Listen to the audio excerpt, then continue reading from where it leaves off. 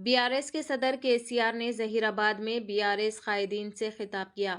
उन्होंने कहा कि जब मैं चाहता हूं तब सख्त हमला करता हूं, ये मेरी आदत है। लोग कांग्रेस से उनके इख्तिदार के 1 साल बाद भी नाखुश है। मैंने बहुत सी हुकूमतें देखी है लेकिन ऐसी कोई हुकूमत नहीं देखी।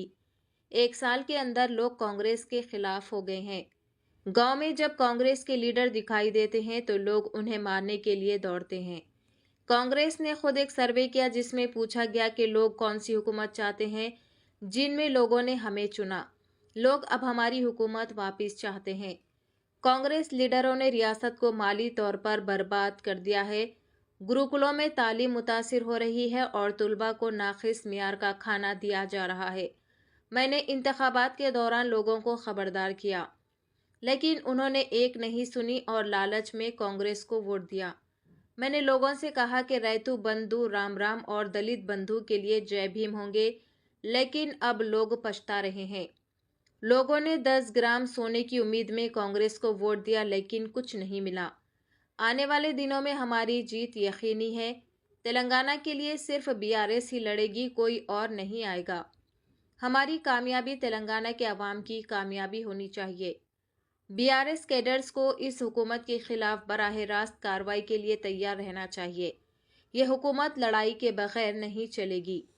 हम फरवरी के आखिर में एक बड़ी रैली निकालेंगे और बीआरएस के कारकुनों को बड़ी तादाद में जमा होना चाहिए। कांग्रेस के दौरे हुकूमत में ज़मीन की कीमतों में तेज़ी से कमी आई है।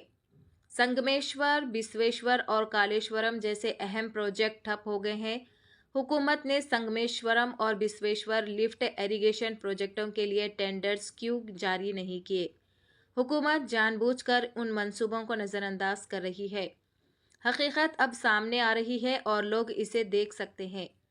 कांग्रेस मुसलमानों को सिर्फ वोट के लिए इस्तेमाल कर रही है। उन्होंने मुआशरे के हर तबके को पस्त कर दिया है। अगर हम उनकी नाकामियों पर सवाल उठाते हैं तो वो हमारे खिलाफ केस दायर करते हैं। चैनल को लाइक करें, शेयर करें और फॉलो जरूर कर लें। సరే నేను గంభీరంగా మౌనంగా చూస్తున్నా. నేను కొడితే వట్టి కొట్టు నాకు అలవాట్లేదే. చూద్దాము.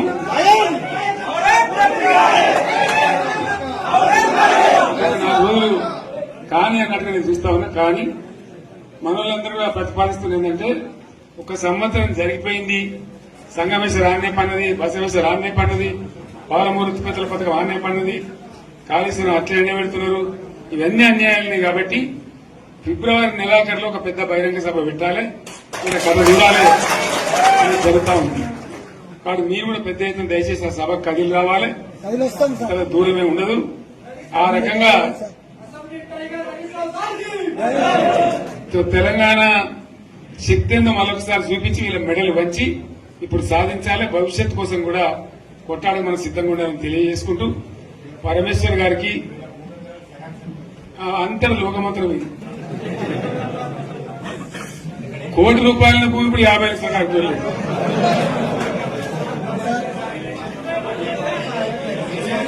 ఈ ఒక్కని బాధ ఒక ఆయన వచ్చింది. మన ఒక ఆయన ఒక 10 మంది వచ్చారు హైదరాబాద్కి. అందులో 2 ముస్లిం సోదరులు వచ్చారు. साहब शोक तबाह हो गया, इफलासी मुफलसी बच्चे क्या दबे होगा. तुम्हारा क्या हुआ बहन, तुम्हारा क्या हुआ? तुम हैदराबाद में तुम लोग हैं. मेरा कारोबार है साहब, मेरा छोटा मोटा कारोबार है, होटल भी है. 70% गिर गया. हर कोई पूछ रहे, हर कोई केसीआर को याद कर रहे सामान. వాళ్ళు మాట్లాడుతున్నారు. ఎక్కడ ప్రతి ఒక్కరు భూముల ధరలు పోయినాయి, మన్ను పోయినాయి, మసాలు అన్ని పోయినాయి.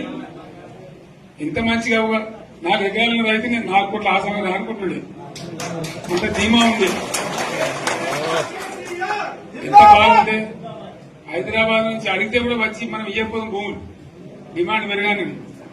అంత బ్రహ్మాండంగా మారుమూల ప్రాంతంలో కూడా 40 లక్షలు 50 లక్షలు ఎకరానికి ఉండే. అటువంటిది సగానికి సగం పడిపోయి మొత్తం నాశనం చేశారు. వీళ్ళు ఇట్లే వదిలిపెడితే ఇంకింత నాశనం అవుతుంది. కాబట్టి మనం కొట్లాడాల్సిందే. నేను ఇంకొక మాట మీకు చెప్తా. ఎలక్షన్లో నేను మస్తుగా చూసిన 50 ఇళ్లలో పార్టీలు గెలితే ఓడతాయి. ఇంత మాయలు ఏడాది లోపలనే కాంగ్రెస్ పార్టీ దొరికితే కొడతాం రానంత గొప్ప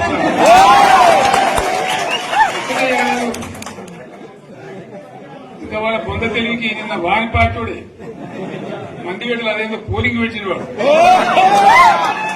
చూసారా మీరు? ఆ పోలింగ్ పెడితే 70% మనకు వచ్చింది, 30% మనకి. వాడు పెట్టింది మనం పెట్టింది కాదు.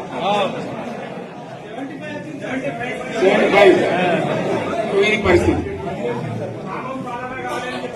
అదే నేను ఏమంటున్నా అంటే ఫామ్ హౌస్ అంటే ఏముంటది, వారి ఉంటుంది, మాకు ఉంటుంది, అలా ఉంటుంది. కాంగ్రెస్ వాళ్ళు ఎంత మంచి చేస్తే పాల్పడి తవ్వచ్చు కూడా సంగత. దీన్ని ఫామ్ హౌస్ అని మనం బదనాం చేసి అంతే కదా. నేను ఏమంటున్నా అంటే అన్ని మబ్బులు విడిపోయినట్టు ప్రజలకు అన్ని తెలిసిపోతున్నాయి. మంచి ఏంది, చెడ్డ ఏంది, ఏం జరిగింది అన్ని ఇంకా ఘోరమైందని చెప్తున్నా. మీరు తెలియదక్కతనానికి ఏమైంది? నిన్న మొన్న రిపోర్ట్ వచ్చింది. Comptroller and auditor general of India అని కాగ్ అంటారు దాన్ని. కాగ్ రిపోర్ట్ వచ్చింది. పోయిన సంవత్సరం మన గవర్నమెంట్ లో వచ్చిన ఆదాయం కంటే 13,000 కోట్ల రూపాయల ఆదాయం తగ్గిపోయింది. ఇంకా మార్చి పోయే కల్లా ఇంకో 3-4 కోట్ల అంటే 15,000 కోట్ల ఆదాయం పోతుంది. మన గవర్నమెంట్ ఉన్నప్పుడు ప్రతి ఏడాది 15,000 కోట్లు పెంచుకుంటూ పోయింది. చేసుకుంటూ పోయింది. ఏడాది 10 నుంచి 15,000 కోట్ల ఆదాయం పెరిగేది మన టైంలో. అంత జాగ్రత్తగా మనం వ్యవహారం చేస్తాం. ఇలా ఉల్టా 15,000 కోట్లు పడిపోయింది. ఇంకా వాడేమిస్తాడుగా, ఇంకో ఇస్తారా? ఇంకో 4-5 నెలలైతే జీతాలే కష్టమైంది. ఒట్టు అందరికి పెండింగ్ పెట్టి రిటైర్ అయిన దొరుకుతలు పైసలు మీరు చూస్తారు కదా పేపర్లలో. సో ఆ విధంగా రాష్ట్ర ఆర్థిక పరిస్థితిని కూడా దివాలా తీయించి వాళ్ళకి నేను కాదు 100కు 100% ఇప్పటికే ప్రజలు నిర్ణయానికి వచ్చారు. డెఫినెట్ గా రాబోయే గవర్నమెంట్ మనదే అని అనుమానం కూడా అవసరం లేదు.